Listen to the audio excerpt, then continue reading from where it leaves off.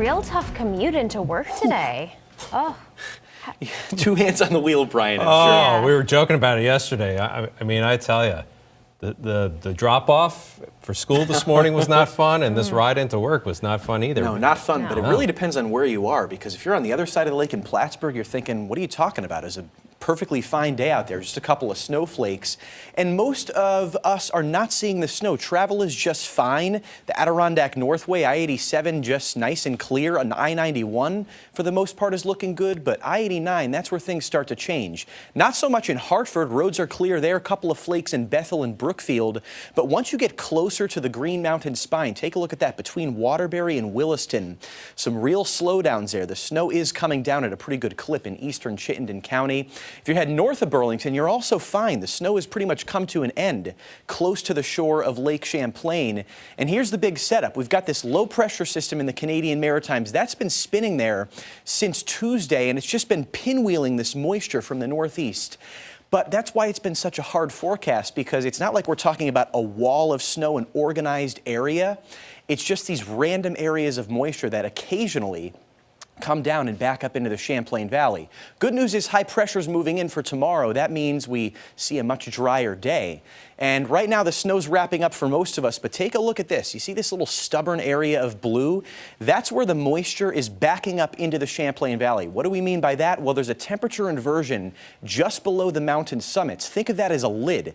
The air doesn't quite make it over the Green Mountains. Instead, it backs up into Chittenden County below that inversion, and that's why the snow just looks like it's staying there. It's not really moving.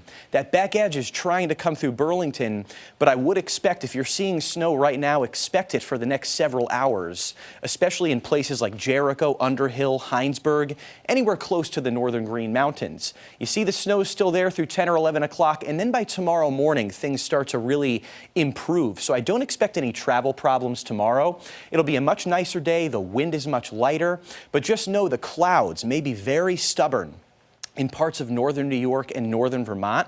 The Champlain Valley may squeak out a couple of breaks of sun, but the better chance for sun is the farther south you go tomorrow. Regardless, it'll be nicer than it has been the past couple of days.